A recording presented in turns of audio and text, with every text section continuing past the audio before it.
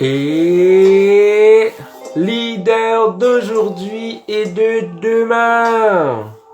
J'espère que vous allez bien et que vous allez passer une bonne soirée avec moi. Non, on va pas rester aussi longtemps. Un bon moment avec moi. Dites-moi si la musique est trop forte, comme ça, moi je la baisse et tout, il n'y a pas de souci. Donc voilà, j'espère que vous avez passé un bon week-end et que la semaine commence bien. Aujourd'hui, c'est la fête des droits de la femme. Donc c'est un jour intéressant. On l'a raccourci en disant c'est la fête des femmes. C'est la journée de la femme et tout. Non, c'est la journée des droits de la femme. C'est une petite nuance importante.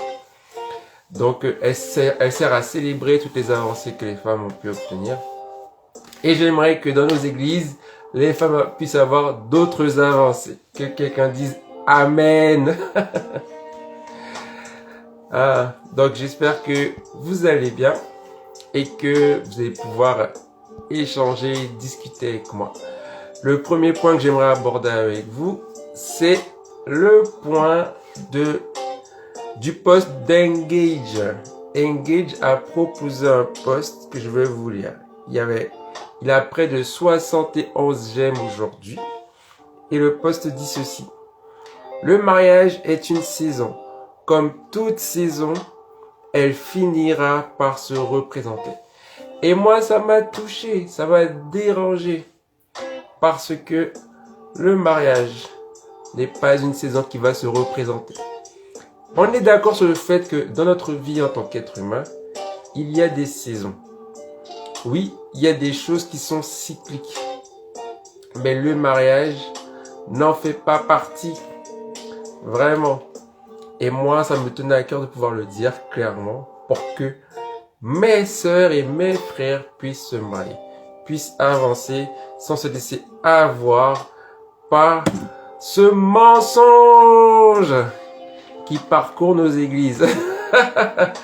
Je sais que voilà, c'est pas quelque chose qui est facile à dire, qui est facile à entendre aussi, mais c'est un mensonge qui parcourt nos églises. Pour moi, c'est comme le travail en fait. En France, pour travailler, nous avons besoin d'au moins 15 années d'études. On rentre à l'école maternelle à 3 ans et on a un diplôme à 18 ans. Que ce soit le bac, le BEP, le bac pro, le CAP, on a au moins besoin d'un outil ou encore d'une équivalence. On a besoin d'un outil de ce genre pour pouvoir commencer à travailler. Les exceptions, ce sont les personnes émancipées qui ont droit à leur diplôme à 16 ans. Donc, ça commence à travailler à 13, après 13 années d'études. Est-ce que ça veut dire qu'elles se sont pas formées auparavant? Non, sont quand même formées. Pourquoi je parle de ça? Parce que même si nous avons notre diplôme, ce n'est pas pour autant que nous pouvons travailler. C'est pas pour autant que le travail vient à nous. Il a son diplôme! Le travail qui court. Ouais, voici, je viens à toi! Elle a son diplôme, me voici! Comme si la saison du travail allait venir vers nous. Eh ben non, c'est pas vrai. Là, je vais revenir, il existe des emplois où les entreprises se jettent sur le nouveau diplôme. Il en existe. Il faut pas le nier. Mais ce n'est pas la majorité. Quand tu as eu ton diplôme, quand tu as le droit de travailler, tu pars à la recherche de ton emploi. Tu fais des entretiens, tu déposes ton CV, tu fais le tour. Tu as des rendez-vous, tu poses des questions, on te pose des questions jusqu'à ce que tu trouves une entreprise qui te respecte et que tu as envie de respecter, avec laquelle tu veux travailler et que là tu as le droit de travailler. Mais sans ça, tu travailles pas. Tu ne travailles pas. Dis avec moi, tu ne travailles pas. Si tu ne vas pas chercher, tu ne travailles pas. Et ça, le souci en fait, moi c'est ce que je veux te faire comprendre, c'est que ok, le mariage c'est différent du travail. Mais c'est pas pour autant que le mariage va se jeter sur nous. Ce n'est pas vrai. Ce n'est pas vrai. Et en plus, nous sommes dans un contexte qui ne favorise pas le mariage, que ce soit au niveau des lois, que ce soit au niveau de nos églises, au niveau des comportements, et encore plus avec la crise actuelle, parce que tout le monde est chez soi. Donc, pour se marier, il faut réellement en avoir la volonté. Le simple fait de dire « Je suis célibataire » ne va pas nous permettre de nous marier. Regardez, je suis là, je suis célibataire, venez me chercher. Mais pourquoi le mariage ne vient pas vers moi? On m'a dit que ça revenait, c'était un cycle, c'était une saison. Pourquoi ça revient pas vers moi? Seigneur, pourtant je prie. Pourquoi je suis pas marié? Parce que le travail et le mariage, c'est la même chose. Il faut aller les chercher. Je suis d'accord, pour se marier, il faut se préparer. Nous avons besoin de préparation, nous avons besoin d'apprendre. Nous devons être qualifiés. La même chose pour un travail. Nous devons être qualifiés. Nous devons nous former. Mais même si nous sommes formés, ce n'est pas pour autant que nous aurons un emploi. Il y a des gens qui ont des bacs plus 5, des bacs plus 8, ils sont appelés docteurs en France, des bacs plus 10, ils sont appelés docteurs spécialisés, des bacs plus 12. Et bien ces gens-là, ils sont quand même non employés. Ils doivent aller chercher un travail chez McDo ou accepter d'être sous-payés. Vous vous rendez compte? Des gens, ils se sont formés, ils ont étudié, ils ont appris pour un métier précisément et on leur dit non, on n'a pas besoin de vous. Le mariage, c'est la même. C'est la même. Moi, je vous dis les vraies choses, moi. C'est parce que vous voulez entendre, mais c'est les vraies choses. Pas parce que vous avez les meilleures qualités que pour autant, quelqu'un va vouloir vous épouser. Moi, j'aime bien donner l'image du sport. Je suis sûr qu'il y a des joueurs qui sont meilleurs que Cristiano Ronaldo et Messi. Aujourd'hui, sont les boss du foot actuel. Les 10 dernières années, ils ont dominé. À eux deux là, ils se partagent les 11 derniers ballons d'or. On est clair là. Je suis sûr qu'il y a des joueurs meilleurs que ces gars-là. Mais on ne le saura jamais parce que ces joueurs-là ne sont pas sur le terrain de foot. De tous les joueurs qui sont sur un terrain de foot, ces deux-là ont été déclarés comme étant les meilleurs. Cristiano Ronaldo et Messi. Eh bien, tous les joueurs qui sont meilleurs qu'eux et qui ne sont pas sur le terrain de foot, eh bien, on ne le saura jamais. On ne saura jamais qu'ils sont meilleurs qu'eux parce qu'ils ne sont pas sur le terrain de foot. Je ne sais pas si l'image vous parle. Tu peux avoir les meilleures qualités pour le mariage, tu peux être la meilleure des personnes à épouser. Si tu n'es pas sur le terrain du célibat et du mariage, tu ne pourras pas te marier. Tu ne pourras pas. Tu peux avoir les meilleures qualités, tu peux être la plus belle personne. Si on ne comprend pas que tu es sur le marché, qu'on peut se marier avec toi, eh bien, tu resteras célibataire. Cette histoire d'attendre là, si ce n'est pas Dieu qui vous dit d'attendre, n'attendez pas. La première punchline de ce soir. Si ce n'est pas Dieu qui t'a dit d'attendre, n'attends pas. Va te marier. Si tu n'as pas le don de célibat, va te marier. Si tu n'as pas le don de célibat, va te marier. Je n'ai pas dit de te marier avec n'importe qui. Hein. Attention, j'ai pas dit ça. Je n'ai pas dit de faire n'importe comment. Attention, je n'ai pas dit ça. J'ai juste dit que si Dieu ne t'a pas dit d'attendre, cherche activement à te marier. Autrement dit, si tu n'as pas le don de célibat, cherche à te marier. J'ai dit chercher. Sois volontaire, sois actif, sois intentionnel dans la volonté de te marier. C'est parce que c'est comme ça que ça fonctionne. Tout simplement. Le fait d'attendre là, c'est pas pour tout le monde. C'est pour un petit pourcentage. Si c'était vrai, tous les gens qui ont 30 ans et plus seraient déjà mariés. Ils auraient dit, ben j'ai attendu et Dieu m'a dit c'est lui. Dieu m'a dit c'est elle, c'est bon, je me suis marié. Si ça fonctionnait, le fait d'attendre, les gens qui ont plus de 30 ans seraient déjà mariés. Alors, les gens qui sont dans les églises là, vous connaissez tous ces gens. Vous connaissez tous ces gens là qui ont 30 ans et plus qui ne sont pas mariés. Dites-leur encore d'attendre. Écoutez leur réponse. Moi, je suis vraiment pour que mes frères et mes sœurs puissent se marier. Sinon, pas le dans le célibat qu'ils se marient. Vraiment. Si Dieu n'a pas dit de ne pas se marier, qu'ils se marient. Là, je lis que si tu n'es pas prêt à te marier, c'est exactement ce que je dis. Tu te formes, tu apprends, et quand tu te sens qualifié, tu y vas. Parce que si tu n'es pas prêt, la personne en face va te dire, tu n'es pas prête. Hein. Tu n'es pas prêt, tu n'es pas prêt. La personne en face va te dire, ta famille va te dire, tu es sûr, tu as un travail, tu sais que tu vas la loger la personne, tu sais ce que tu vas faire avec, tu sais où tu vas. Les gens autour de toi vont dire, on le sent pas, on le sent pas, on le sent pas. La vérité, le truc c'est que, moi déjà, je veux déjà mettre ça au clair. Que si Dieu n'a pas dit de pas se marier, cherchez à vous marier. Soyez intentionnel dans le fait de vous marier. Le fait d'attendre là, c'est Dieu qui doit vous dire d'attendre. Ok? Si je ne vous ai rien dit, allez chercher à vous marier. Allez travailler, allez vous marier. C'est comme si vous me disiez, ah j'ai faim.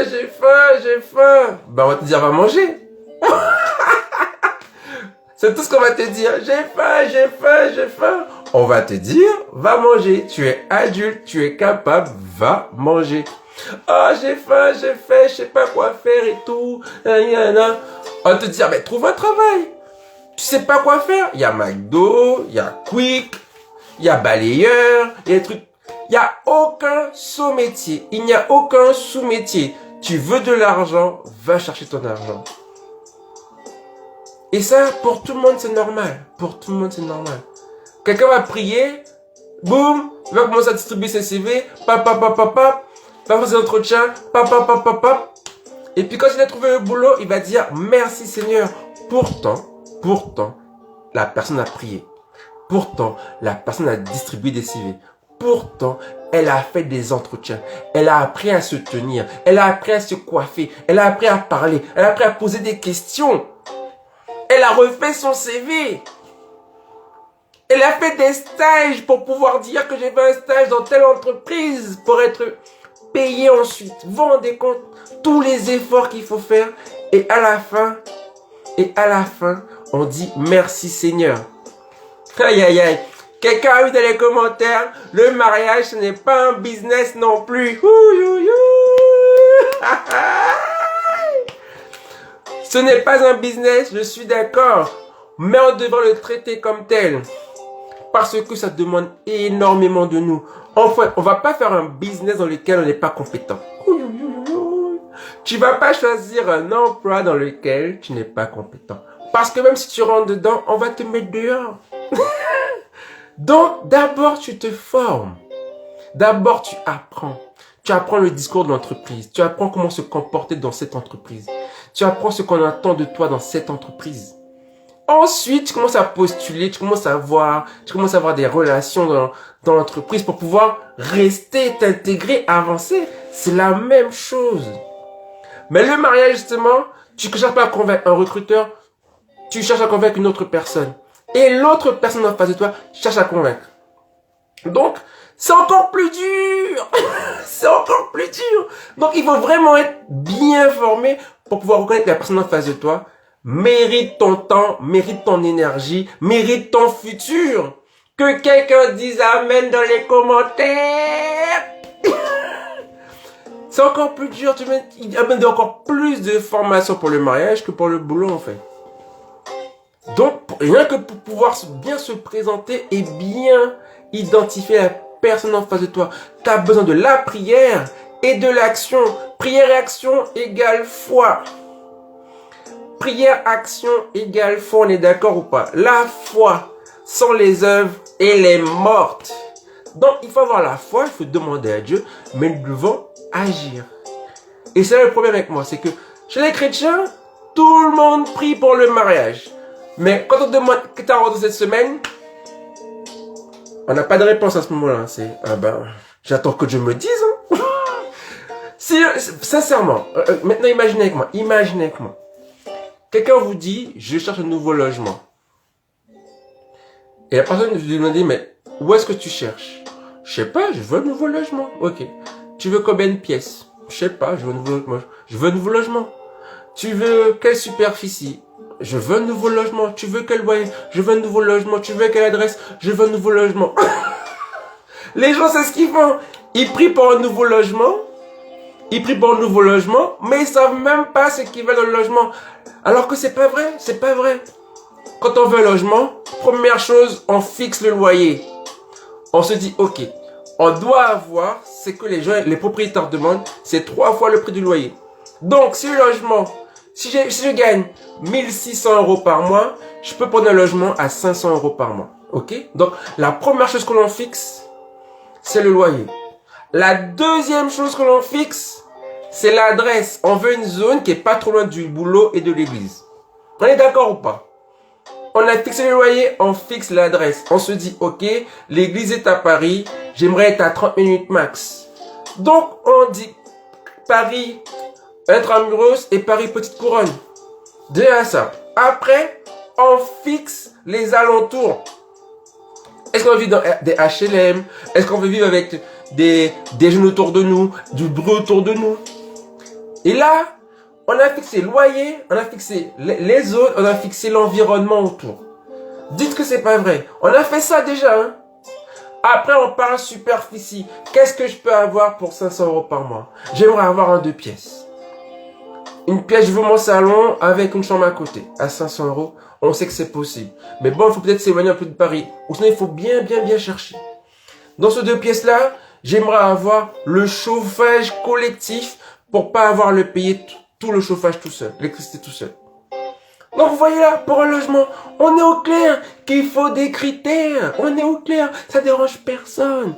Donc, quand on dit à quelqu'un, on cherche un logement, on leur dit, ok, 500 € max, dans telle zone, un 2 pièces s'il te plaît, si possible, chauffage collectif, et puis 600 étages avec ascenseur, hein, tu vois le truc ou pas? Est-ce que vous voyez ce que je veux dire? Dites-moi ce que vous voyez. On peut dire ça quand on cherche un logement. Quand on cherche un boulot, c'est la même. On dit, ouais, on veut un nouveau boulot dans tel secteur qui fournit tel salaire, avec des horaires plutôt flexibles, ainsi de suite. On sait décrire le boulot. Mais lorsqu'il s'agit du conjoint, lorsqu'il s'agit du mariage, tout de suite, Dieu sait que ce dont j'ai besoin. Dieu sait ce dont j'ai besoin, il va me dire. Il va l'envoyer pour moi. Là, il n'y a plus personne. Il n'y a plus de points clairs, il n'y a plus de critères. On ne sait plus où on va. C'est juste Dieu, il sait. Dieu, il sait. Mais pour le boulot, pour le logement, on cherche dur. Mais pour le mariage, on prie. Seigneur, tu vois mon cœur, tu vois ton serviteur à l'église. Tu vois ton serviteur, tu vois tous les services dans lesquels je suis. Tu vois les sœurs qui m'accompagnent à chaque fois, Seigneur. Révèle-moi ce qui la bonne. Ah là là là là là là. Ah, révèle-moi ce qui la bonne, Seigneur. Je suis ton serviteur. Dis-moi, dis-moi. Le Seigneur te dit, la bonne, c'est celle que tu choisiras. C'est celle que tu choisiras. Quand vous lisez la Bible, est-ce qu'il y a tant de ça d'exemples dans la Bible de personnes qui ont prié pour avoir la révélation du mariage? Bon, j'essaie d'être moins énergique. Mais juste pour vous dire combien ce sujet-là, ça m'énerve. Ça m'énerve. J'ai lu le commentaire là. Uniquement marcher sur les critères de Dieu. Nous sommes esprit et nous sommes chair. C'est les deux qui font que nous nous marions. Ce sont les deux, esprit et chair, esprit et humain. Nous sommes esprit, âme, corps. Il nous faut les deux pour pouvoir nous marier. Non, vraiment. Ou dans la Bible, la dernière fois, Christian, de Homme de Christ, l'a dit, on n'a pas besoin de jeûner pour se marier. Le gars là, c'est une punchline. Donc, ce que je voulais dire par rapport à cette histoire de cycle, par rapport à cette histoire de saison, c'est que n'attendez pas si ce n'est pas Dieu qui vous dit d'attendre. Sincèrement. Dis ça. Maintenant, rentrons dans le vif du sujet. J'ai fait un post avec les critères les plus demandés par nos sœurs en Christ. Je le cherche là tout de suite là sur Insta pour vous en parler. Boum. Le titre du post. Papa.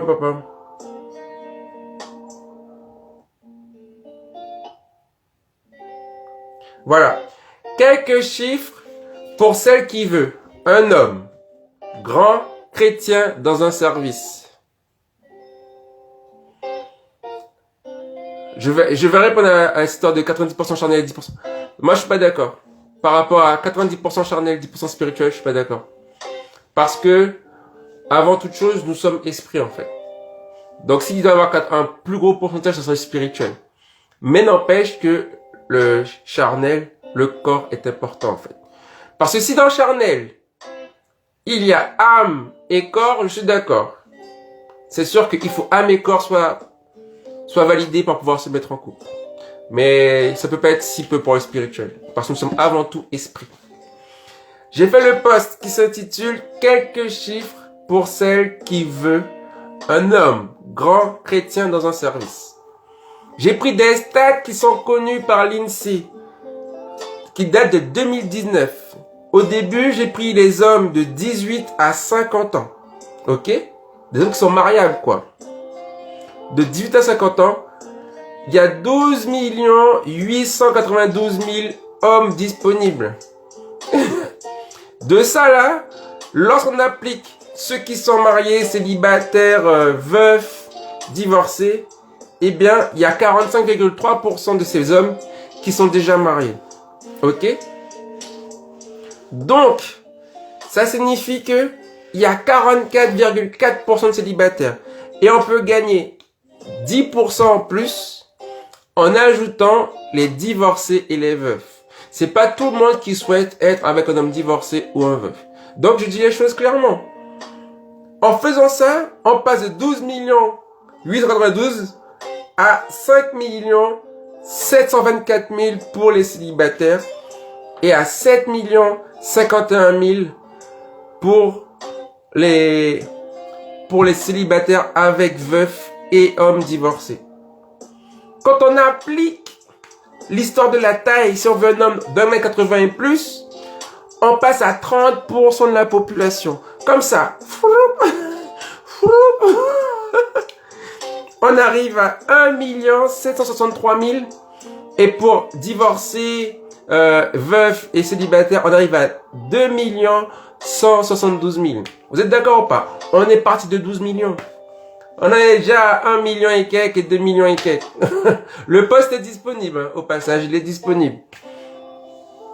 Et là, on sait que, en tant que chrétien, on représente 3 à 4% de la population. C'est pas souvent mis à jour. Mais voilà, en tant que chrétien évangélique, on va déclarer Jésus. Moi, j'ai pris 5%, pour que soit plus facile à calculer. Je suis allé plus loin, j'ai pris 5%. Et en appliquant 5% à 2 millions et quelques et 1 million et quelques, on arrive à 22 037 pour les célibataires et à 27 150 pour les hommes célibataires, divorcés et veufs. Vous voyez le truc ou pas? C'est chaud, non? C'est chaud ou pas? Et donc, en plus, j'ai appliqué le fait que dans nos églises, dans les églises, les grandes églises françaises, il y a 3 fois plus de femmes que d'hommes. Donc, sur le chiffre des 5% là, on doit diviser par 4 pour avoir le nombre d'hommes, en fait. Parce que on va dire que si il y a 5 millions de chrétiens, s'il y a 4 millions de chrétiens, pardon, eh bien, sur les 4 millions, 3 millions sont des femmes. Donc, j'ai divisé par 4 pour avoir le chiffre de 22 000 et 27 000. En tout cas, c'est tout rédigé sur le post. Ce qui fait que, lorsqu'on a appliqué à ceux qui sont dans les églises,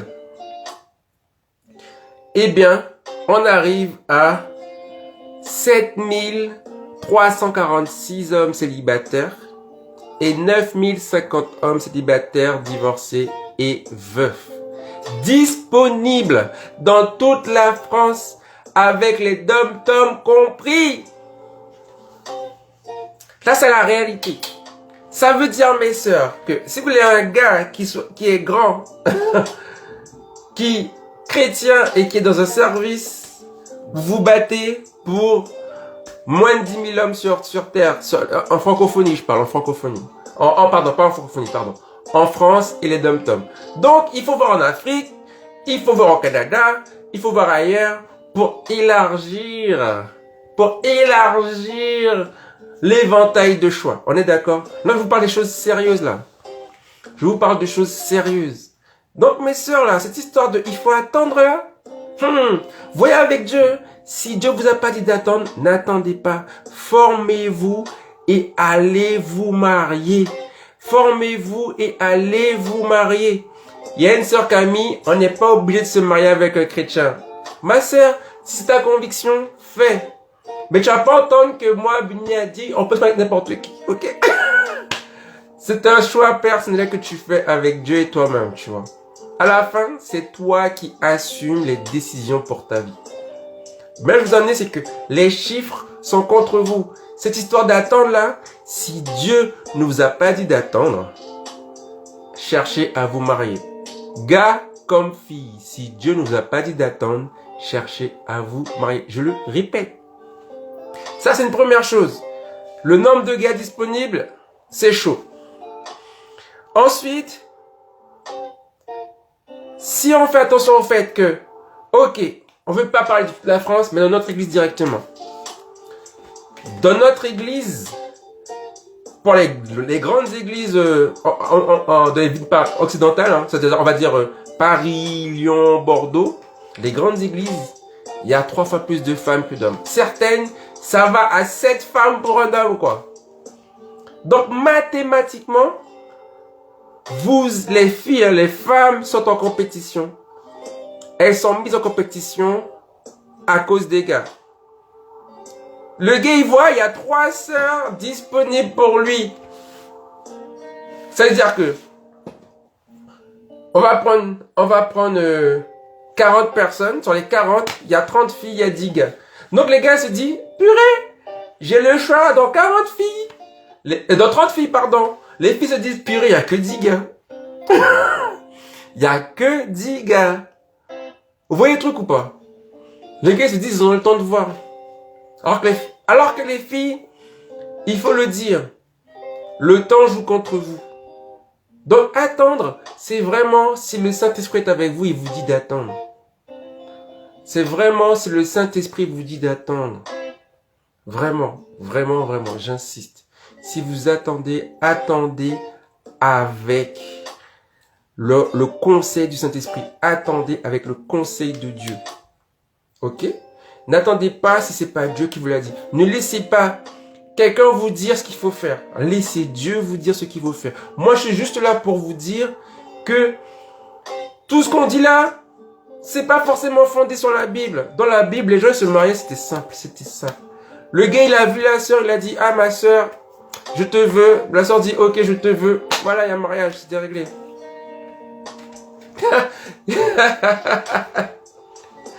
Mais regarde, tu dis ça, c'est un gâtement en compétition. Mais tu ne le sais pas, mais c'est déjà le cas en fait. Là, je dis tout haut, ce qui se passe déjà. Ça se passe déjà. D'après toi, pourquoi les gars ne font rien? Ils savent qu'ils ont le temps. Parce que dans leur église, il y a 3 filles pour eux. Entre guillemets, sur les 30, ici, il voit 30 filles disponibles, 30 filles célibataires, actives, qui aiment le Seigneur. Hein. Il va dans une autre église. Il voit pareil, il y a 30 filles disponibles qui travaillent dur pour le Seigneur. Je sais pas si tu te rends compte quoi. Les gars sont là, oh, j'ai le temps. Et là, j'amène un autre point. Ça, je l'ai écrit dans le livre. Courtiser en Christ. Je l'ai écrit dans le livre Courtiser en Christ. Courtiser une femme, c'est se battre contre l'homme qui est dans sa tête. Courtiser un homme, c'est se battre contre les femmes, contre toutes les femmes qu'il voit. Je vais redire ça. Courtiser une femme, c'est se battre contre l'homme qui est dans sa tête. Courtiser un homme, c'est se battre contre toutes les femmes qu'il voit. C'est contre ça que vous luttez, mes sœurs. Mes sœurs, réveillez-vous. Laissez-vous former par Dieu, laissez-vous conseiller par Dieu. Laissez-vous guider par Dieu. Ne laissez pas un gars comme moi, ne laissez pas d'autres gens vous dire quoi faire. Laissez Dieu vous dire quoi faire. Ne restez pas là en mode Dieu pourvoira, c'est pas vrai. La foi, c'est prière et action.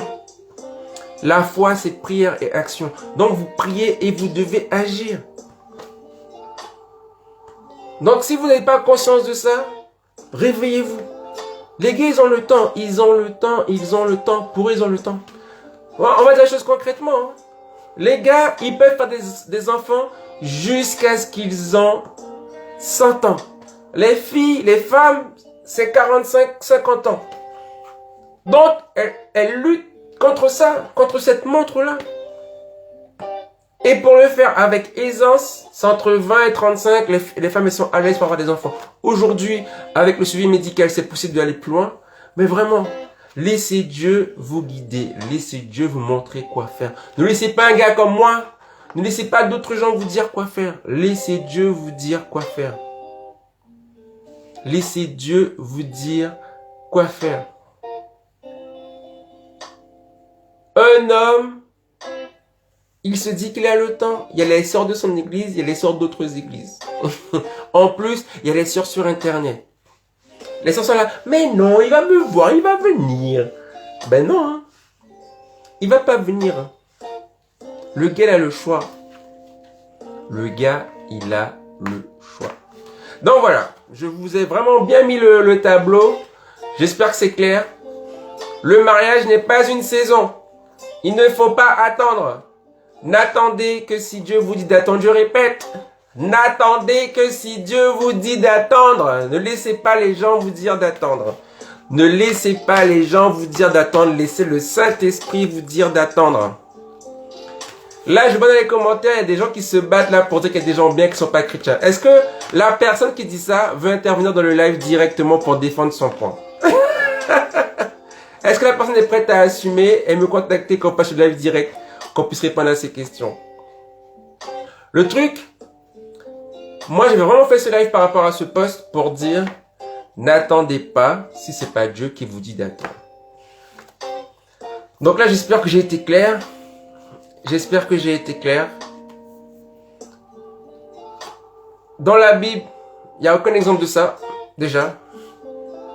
Ensuite, les chiffres sont contre les sœurs. Déjà, hein. Les gars, ils se disent qu'ils ont le temps d'attendre. Et les hommes, pour avoir leur attention, vous luttez contre toutes les femmes qu'ils voient. Ok? J'espère que c'est clair. J'espère que c'est clair pour vous. Et comme j'expliquais, pouvoir se marier, c'est plus difficile que de trouver un emploi. Je prends toujours l'image, mais ça demande de se former. Et maintenant, je vais passer à la partie pour les femmes parce qu'aujourd'hui, nous sommes le 8 mars, nous allons profiter pour armer les sœurs. Armer les sœurs pour qu'elles puissent décider de leur destinée. Nous allons armer les sœurs pour qu'elles puissent décider de leur destinée. La première chose que je veux dire à mes sœurs, c'est que le mariage n'est pas une promesse biblique. Chapitre 3 de Courtisans en Christ. Le mariage n'est pas une promesse biblique. Matthieu 19, verset 12, versant semeur. C'est Jésus qui parle. Il y a de ceux qui ne peuvent pas se marier parce que de naissance, ils en sont incapables. D'autres le sont devenus par une intervention humaine. D'autres, enfin, renoncent à se marier à cause du royaume des cieux. Que celui qui est capable d'accepter cet enseignement l'accepte. C'est Jésus qui parle. C'est Jésus qui parle. Le mariage n'est pas pour tout le monde. Que quelqu'un me dise que le mariage n'est pas une promesse biblique. Le mariage n'est pas une promesse biblique. Donc, ça signifie que nous devons travailler et chercher à l'obtenir. J'insiste. Si Dieu ne vous dit pas d'attendre, cherchez votre mariage. Si Dieu ne vous dit pas d'attendre, cherchez votre mariage. Si tu n'as pas le don de célibat, marie-toi. C'est Jésus qui parle, ok? Et j'en parle très longuement dans le livre Courtiser en Christ. Deuxième chose, mes sœurs, en tant que femme, vous pouvez aussi faire le premier pas. En tant que femme, vous pouvez aussi faire le premier pas, je répète, c'est le chapitre 2 du livre Courtiser en Christ. Bienvenue les filles sur le live, bienvenue Alicia, bienvenue Stéphanie, welcome. Le chapitre 2 dit, la femme peut aussi faire le premier pas. Le premier pas signifie pas d'aller voir le gars et mon frère, j'aime bien te voir, tu sais. C'est pas ça. Le premier pas ne signifie pas, mon frère, je sortirai avec toi. Le premier pas ne signifie pas que tu dis au frère, je vais aller au restaurant avec toi. C'est pas ça le premier pas. La mère de tous les vivants, Ève, son premier pas, ça a été de se promener devant Adam. Son premier pas, ça a été de se promener devant Adam. Il est écrit en Genèse 2, verset 22, que Dieu amena Ève vers l'homme. Le mot employé signifie c'est le verbe promener. Ève se promena devant Adam. Adam a assisté au premier défilé de mode de l'humanité. C'est la citation du pasteur Yvan Castanou. Ok, c'est pas la mienne. Yvan Castanou qui a dit ça. Quand Adam a vu, dites avec moi, Adam il a vu. Quand Adam a vu, il s'est écrié, voici celle. Voici celle qui est os de mes os, chair de ma chair. Os de mes os, chair de ma... Il a vu. Adam il a vu, il a dit voici. Ok, il a vu. Déjà, voilà. Le premier pas de Ève, elle s'est promenée devant Adam. Prenons l'exemple de Ruth. L'exemple de Ruth. Ruth, elle a travaillé dur. Dites avec moi, travailler dur. Dites avec moi, travailler dur. Ruth, elle a travaillé dur pour attirer l'attention de Boaz. Elle a travaillé dur sous les conseils de Naomi. Ruth n'a pas dit, elle a pas vu Boaz en mode, ah, non, oh, Boaz là, ouais, yeah, yeah. Boaz, je le veux. C'est pas ce qui s'est passé, hein. Si vous faites attention, Boaz, c'est la génération de Naomi. C'est le grand frère du mari de Naomi. Ok? Donc, on peut dire facilement que Boaz avait au moins 60 ans. Facile. La femme qui a l'âge d'épouser Boaz s'appelle Naomi. Ok? Et Naomi dit à Ruth, Boaz ferait un bon mari pour toi. C'est pas Ruth qui dit quand elle voit Boaz, aïe aïe aïe, maman, j'ai vu un gars, le gars il pèse. Elle a pas dit ça, elle a pas dit ça. Elle a dit, je suis allé prendre à manger pour nous, et il y a un seigneur qui m'a recueilli dans ses servantes, il m'a pas mis de travailler et tout. Et Naomi lui dit, ah, ce gars-là sera un bon mari pour toi. C'est Naomi qui lui dit. C'est sur le conseil de Naomi. Naomi pour nous, c'est le Saint-Esprit aujourd'hui. Donc, avant d'agir, demandez au Saint-Esprit. Parce que Ève, pareil, elle ne s'est pas promenée toute seule. Hein. C'est Dieu qui l'a promenée. Dieu a promené Ève devant Adam. Dieu a promené Ève. Donc, avant toute chose, le conseil de Dieu. Qu'est-ce que Dieu t'a dit? J'insiste, qu'est-ce que Dieu t'a dit? T'as vu le frère, t'as parlé de Dieu. T'as parlé de Dieu au frère. Et Dieu t'a dit, fais ci, fais ça. Ok? On est d'accord sur ça? Ruth a travaillé dur. Et puis, à la fin de la moisson, après son travail, son dur labeur de 6 mois là, à récolter, à glaner et tout, à travailler dur, Naomi dit, c'est bon là, ce soir-là, c'est le soir. Naomi dit à Ruth là, ce soir-là, Boaz t'épouse. C'est Naomi qui dit ça. Naomi dit ce soir, Boaz t'épouse. Elle dit à Ruth, lave-toi, mets du parfum, mets tes plus beaux vêtements et va te coucher aux pieds de Boaz. Ok? Là, j'ai écrit tout ça. C'est dans Courtisan en Christ. J'ai décrit là, j'ai tout écrit Courtisan en Christ. Achetez votre exemplaire. Et là, Boaz se réveille. Oui, oui. Mais qu'est-ce que tu fais là? Qu'est-ce que tu fais là? Boaz, il est choqué. Non, mais mes sœurs, vous imaginez? Le Seigneur vous dit, bon, t'as vu le frère untel là? Va chez lui, va faire à manger pour lui. Tu fais à manger, tu lui sers le repas. Après, tu fais la vaisselle, tu t'en vas. Est-ce que vous feriez ça?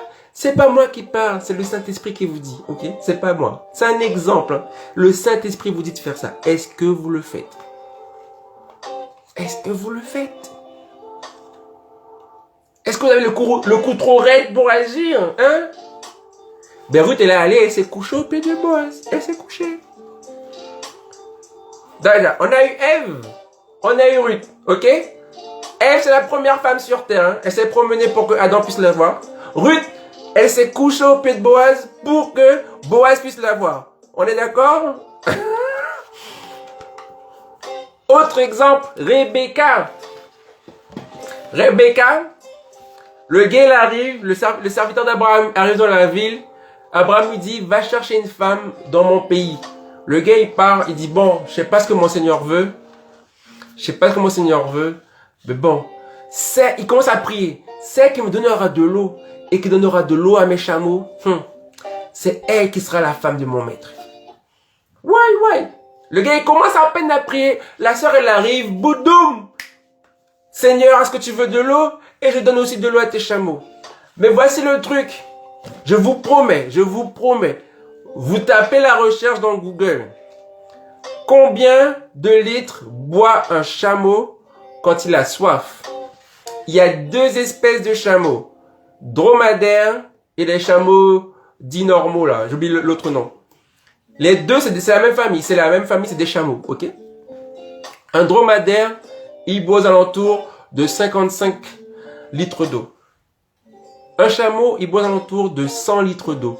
Et les deux, c'est quand ils ont soif. Quand ils ont soif, c'est ça qu'ils boivent. On ne sait pas quelle espèce de chameau le Seigneur il avait. On sait juste qu'il en avait 10. On sait juste qu'il avait 10 chameaux. Si on dit que les gars ils avaient soif, elle a au moins dû puiser 500 litres d'eau au minimum avec ses bras, ok? Donc la sœur elle est belle et elle a de la force, hein? La sœur elle a puisé de l'eau au minimum 500 litres d'eau. Vous imaginez le truc? Par contre, ce n'est pas écrit que les chameaux avaient soif, ok? Je veux juste vous faire comprendre ce qui s'est passé en fait. Je veux juste faire comprendre ce qui s'est passé. C'est qu'il est possible, mais ce n'est pas écrit, il est possible que Rebecca ait puisé au moins 500 litres d'eau. 501 litres, on l'a appris à l'école, 1 litre égale 1 kg, ok? Vous prenez votre bouteille d'un litre 5 là, c'est 1 kg 5, ok? 1 litre 5, c'est 1 kg 5, ok? La sœur, elle a puisé au moins 500. Après, comme je dis, c'est pas écrit que les chameaux avaient soif, ok? Là où je veux en venir, c'est que la sœur, elle était serviable. Elle aurait pu venir et juste donner de l'eau au serviteur. Elle aurait bien fait. Parce qu'elle sait que c'est dur. Elle sait que c'est dur de prendre soin des chameaux. Elle le sait. Mais, c'était naturel. C'est juste pour dire que là, il n'y a pas d'intervention divine. Le gars a prié, il a dit, celle qui me donnera de l'eau, donnera de l'eau à mes chameaux. C'est elle qui sera la femme de mon maître. Elle est arrivée, son naturel, son cœur naturel, c'était de servir. C'était d'être une servante. Ok? Et la sœur, elle a manifesté son service. Hein? Elle a puisé. Ok? Donc là, je n'ai 3 exemples. Ève, Dieu l'a promenée devant Adam. Ruth, Naomi lui a dit de se coucher au pied de Boaz. Rebecca, elle a témoigné qu'elle avait un cœur de servante. Le gars, dès qu'il voit ça, il dit, oui. Il lui donne un anneau, boum, il met dans son épaule, il donne un bracelet, tac. Il dit, amène-moi ta famille. Amène-moi ta famille. Comme par hasard, c'est la famille d'Abraham. Oui. Le gars, il a dit, le Seigneur a béni. Le gars, il négocie avec la famille, Il dit, oui, Voici l'histoire, mon maître m'a envoyé chercher une femme pour son fils. Nanani, nanana. Les parents, ils veulent pas, ils résistent. Le gars, il insiste. Tout le monde est content, ils font la fête. Madame.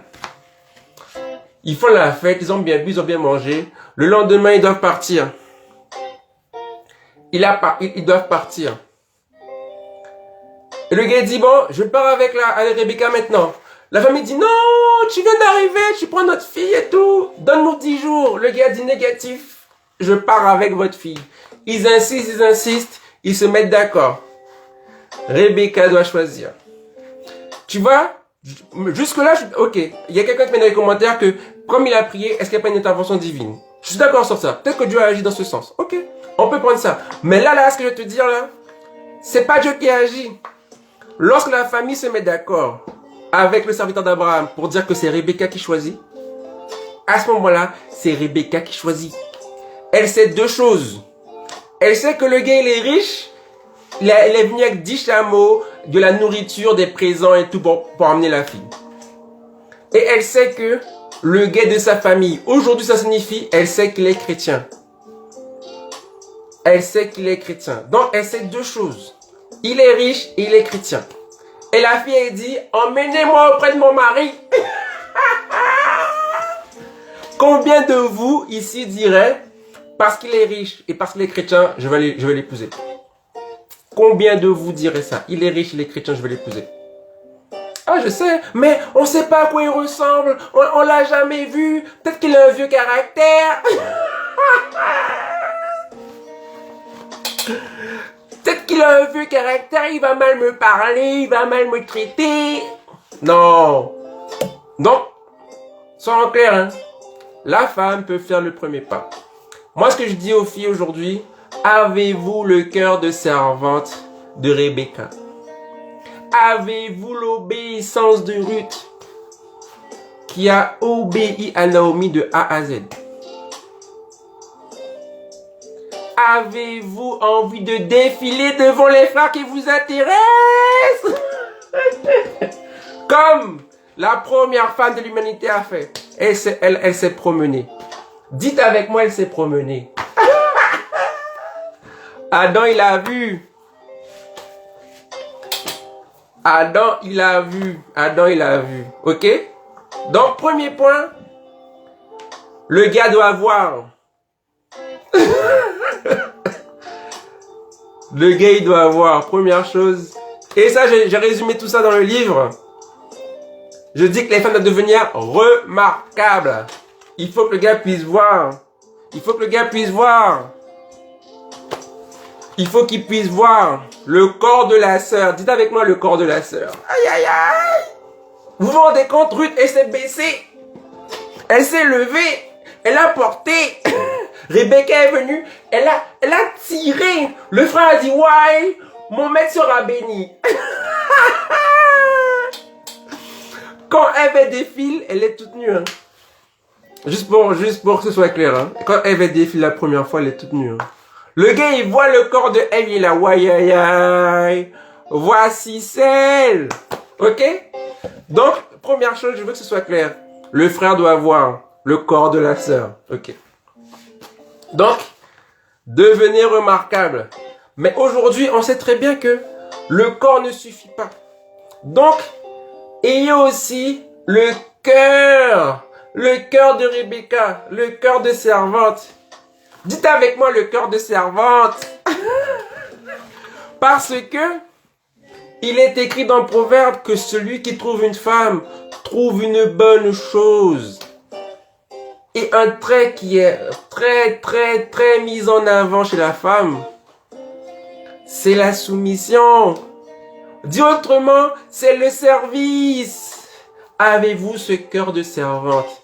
Parce que c'est celui qui trouve une femme. Autrement dit, celui qui trouve une épouse.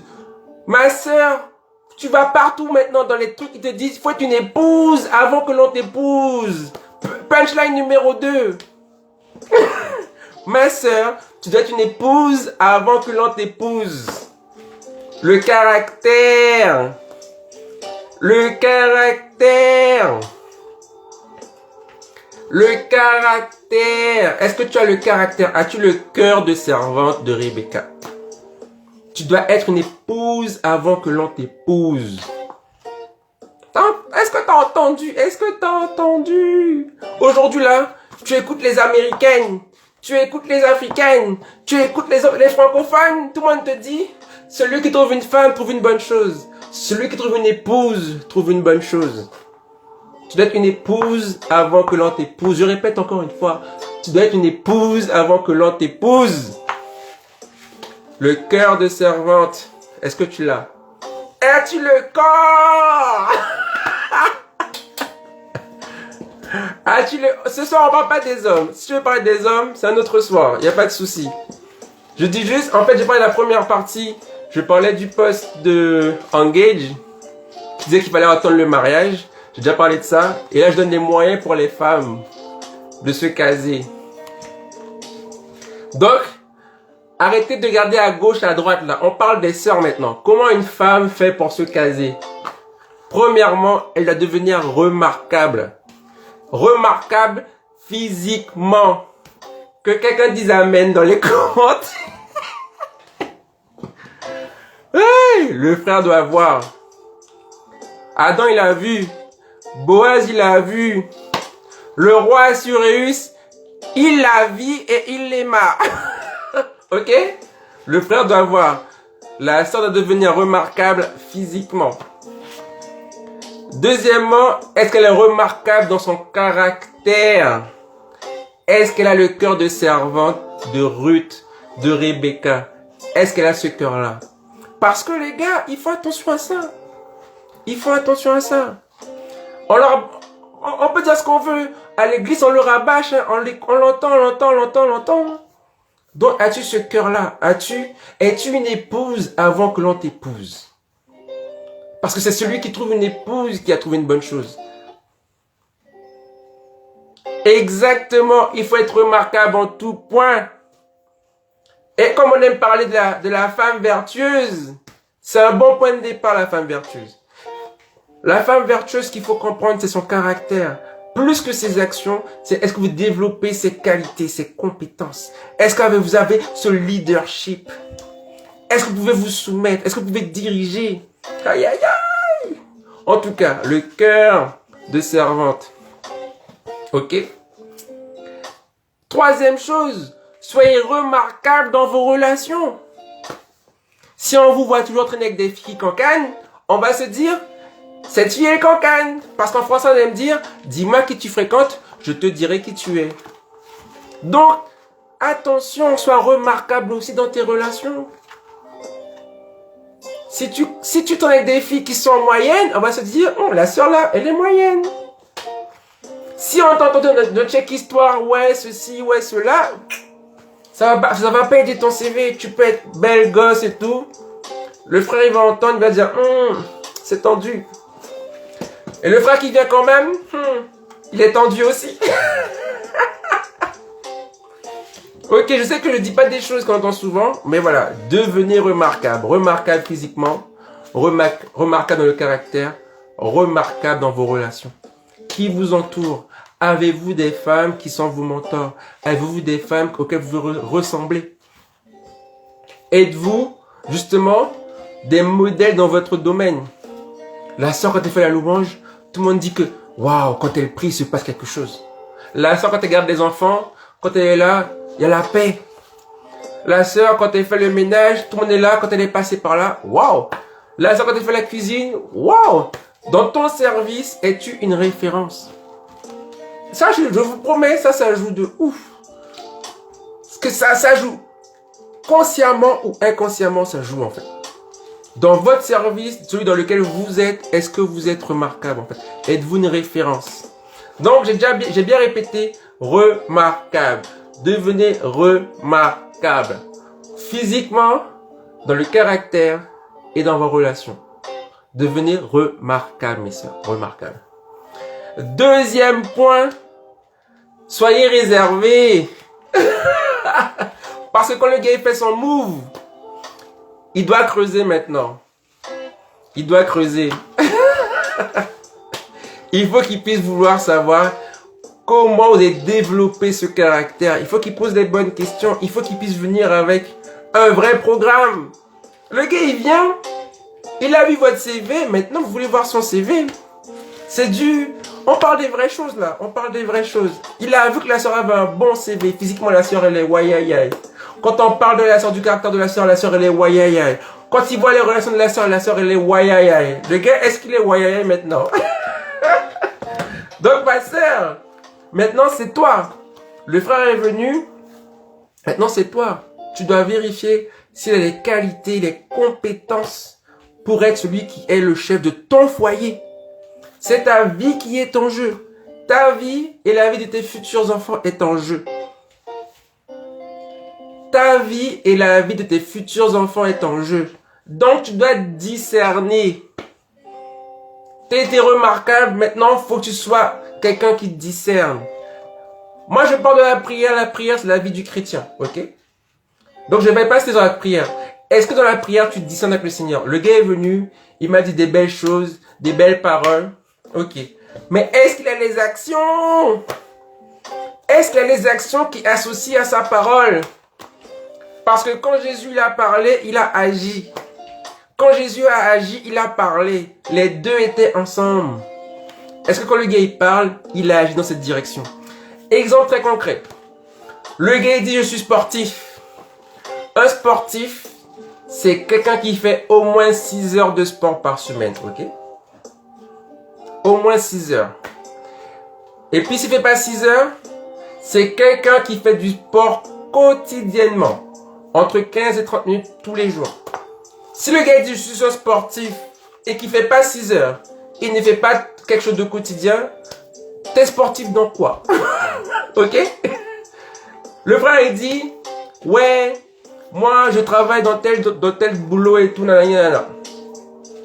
Est-ce que genre le gars il dit je suis consultant, le gars il s'habille tout le temps en mode de jogging basket? Comment il est consultant alors qu'il doit rencontrer les gens dans les entreprises et tout, tu vois? Vraiment, est-ce que quand le gars il parle, ses actions vont dans le même sens? Ça c'est ton travail. C'est à toi de discerner ça en fait. Tu dois être sévère. Ta vie est en jeu. Ta vie et celle de tes futurs enfants est en jeu. Donc tu dois dire au gars, ok, est-ce que quand il parle, ses actions matchent? Ok?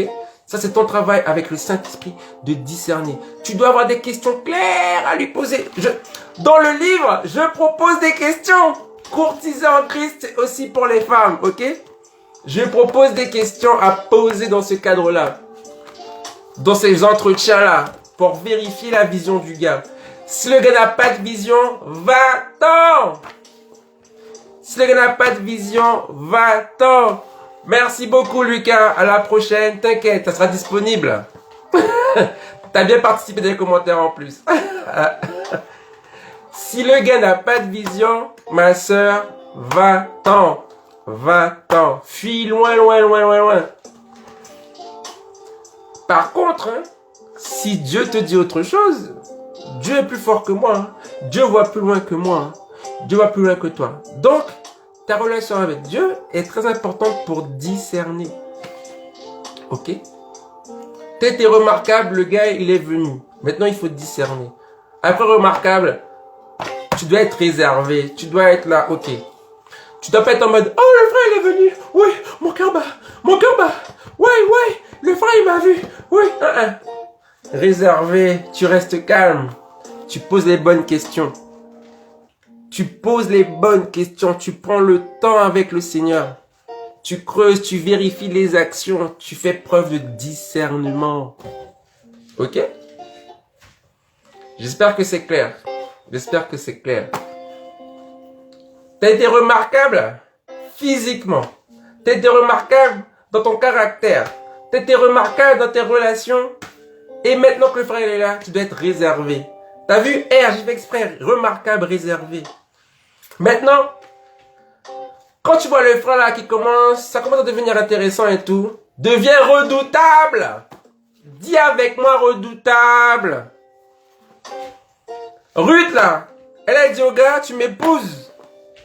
Sinon c'est pas la peine de me faire tout ce discours là. Tu m'épouses. Ça fait 3 mois qu'on se parle là, où est-ce qu'on va? Est-ce qu'il y a mariage ou pas?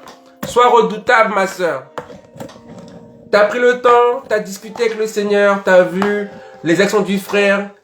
Elles sont réglo avec ses paroles. Bam, bam. Il y a d'autres choses à faire par rapport aux entretiens, mais j'en parle, c'est pour ça. Allez, il y a les détails là-dedans, là, les détails. C'est disponible dans le lien de la bio. Il y a les détails. Tu dois être redoutable. Je dis au gars, ok, je m'entends bien avec toi, on passe un bon moment. On passe un bon moment, vraiment, quand je suis avec toi, waouh, waouh. Mais est-ce qu'on se marie là? Parce que je suis sûr, vous connaissez des sœurs qui ont 3 ans de fiançailles, 4 ans de fiançailles. Mais quand est-ce que vous vous mariez? Mais on attend. Ah, posez la vraie question. Est-ce que le frère, il mange déjà le repas du gars marié? Est-ce que le frère a déjà droit au privilège du gars marié? Parlons des choses sérieuses. Est-ce qu'il y a déjà relation sexuelle? S'il y a déjà des relations sexuelles, le frère n'aura pas envie de changer la situation. Il a déjà tout ce qu'il veut dans la relation. Une sœur attentionnée et en plus, il a droit aux relations sexuelles. Donc deviens redoutable. Laisse pas traîner là pour que ton cœur là soit attaché. T'es là, ouh, le frère, il est gentil, il est beau. Quand je suis avec lui, je me sens toute chose. Mais est-ce qu'il a dit, on va se marier?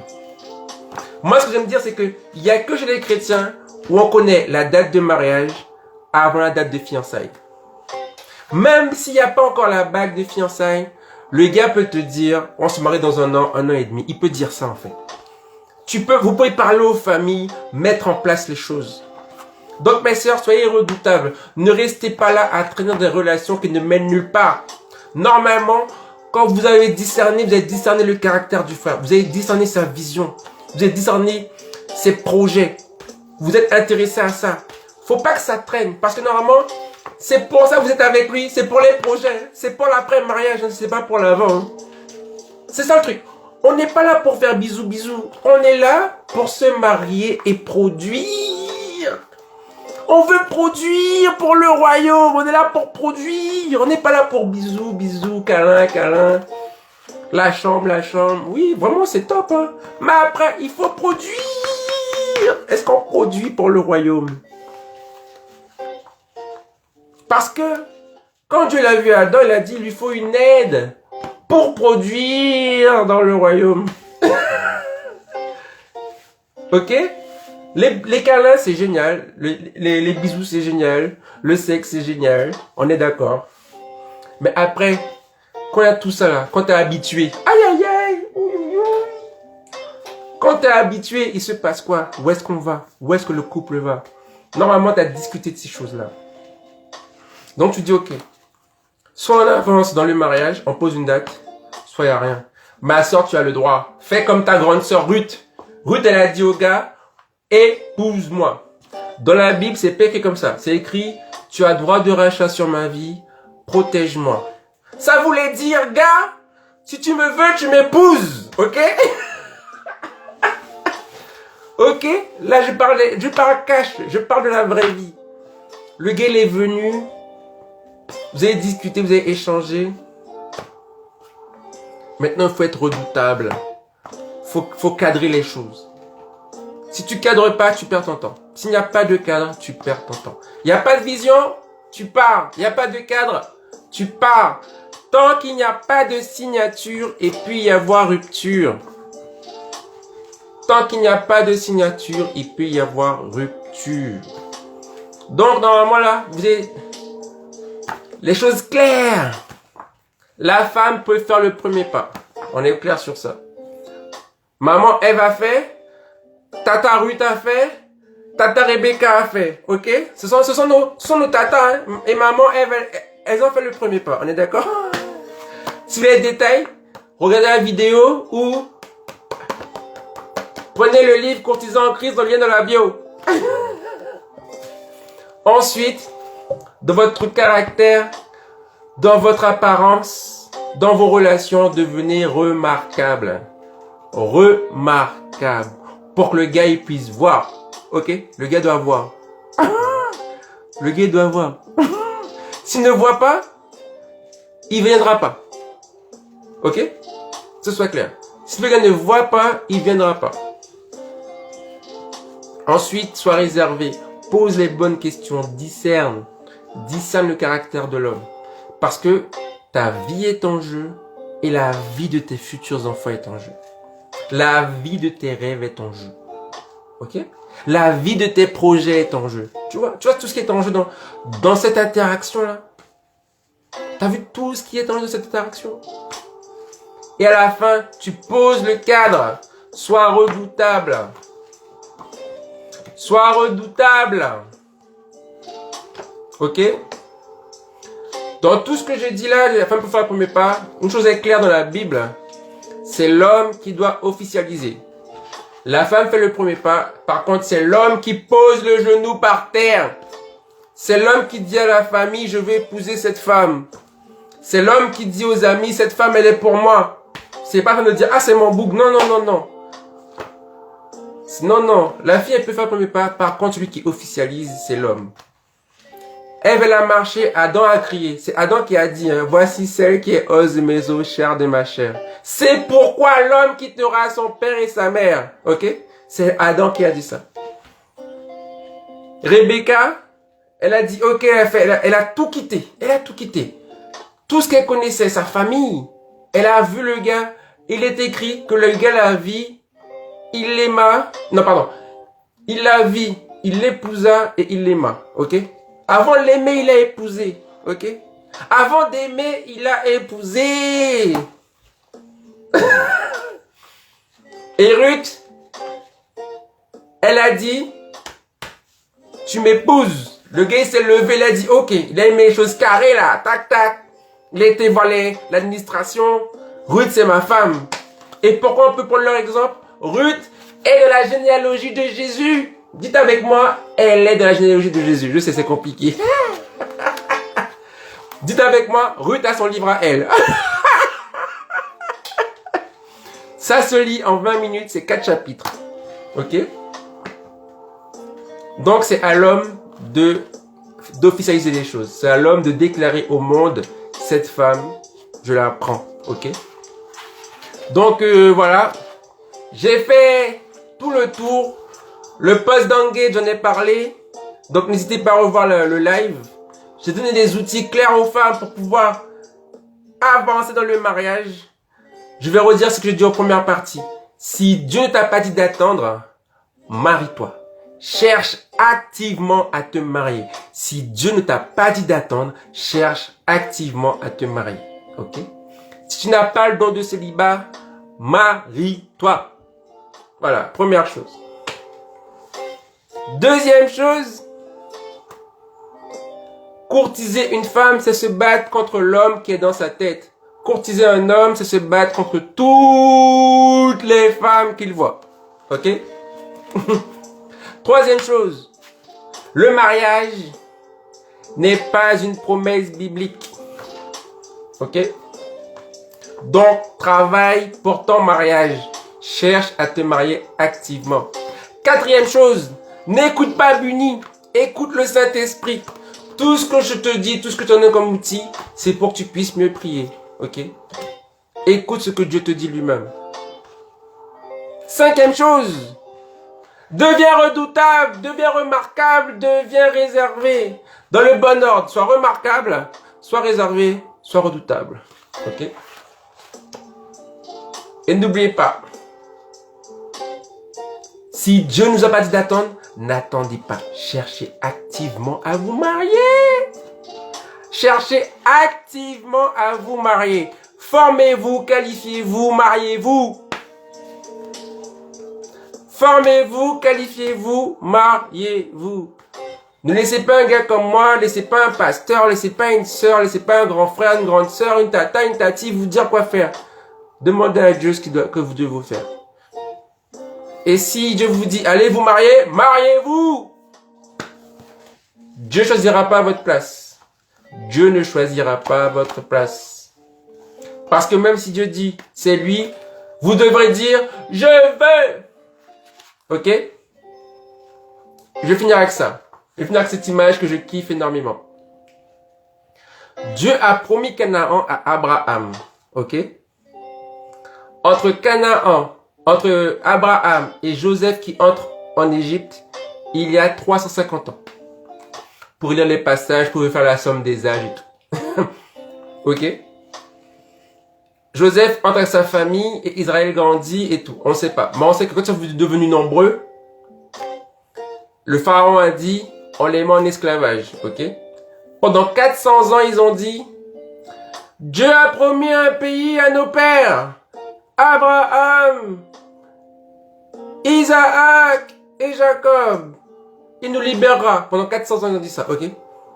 On ne sait pas combien de temps il a pris entre l'arrivée de Joseph et l'esclavage. On ne sait pas. Par contre, on sait qu'ils ont fait 400 ans d'esclavage, plus les 350 ans entre Abraham et Joseph. Ok? Ça veut dire qu'on est sûr que la promesse avait au moins 750 ans. Dites avec moi, la promesse avait au moins 750 ans. Les gars, ils arrivent devant le pays promis. Moïse dit, il prend 12 gars, un de chaque tribu, bam, bam, bam. Il les envoie visiter, espionner, papa. Les gars reviennent. Il y a 10 qui disent, oh là là là là, on va se faire malmener, on va se faire taper, les gars, c'est des géants, nous sommes des sauterelles. Il y en a 2. Josué et Caleb qui disent, non, on peut y arriver. Le Seigneur est avec nous. On aura la victoire. Le peuple a commencé à bégayer. Ah non, c'est trop dur et tout et tout. Ils étaient 2 contre 10. Non, même pas.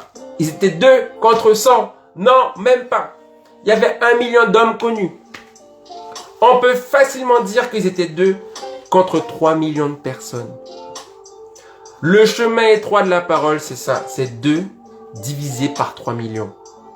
Avoir la foi de 2 divisé par 3 millions. Je vais faire un calcul pour vous tout de suite là. 2 divisé par 3 millions. C'est ouf, non? Le chemin étroit, c'est 2 divisé par 3 millions. Ok? Tu mets un 3 et 6 zéros derrière. Waouh, waouh. Je peux même pas lire le chiffre là. Tellement c'est difficile. J'essaie de les lire. Mais bon. J'arrive pas. Sincèrement, j'arrive pas. C'est 0 puissance 0006 quelque chose. Tellement c'est petit quoi. Et les gens, ils ont perdu la promesse qui était vieille de 750 ans. Vous vous rendez compte ou pas? Dieu leur a promis un pays, ils ont refusé. Donc même si Dieu dit c'est lui, tu dois dire je veux. Voilà ce que je dirais pour finir. Même si Dieu te dit c'est lui, tu dois dire je veux. Dieu n'ira jamais contre ta volonté. Ok? Merci pour votre temps, merci pour vos commentaires. N'hésitez pas à revoir le live, à partager autour de vous, à mettre des j'aime, à soutenir. C'était Question de leader numéro 2. Et j'ai parlé du post de Engage. Il y aura les détails. Donc je compte sur vous. Mes sœurs, soyez bénis en ce jour qui vous est consacré par notre société. Mais vous savez très bien que Dieu y pense à vous jour après jour après jour. Donc voilà, je vous fais des bisous et je vous souhaite une bonne soirée. Bye bye.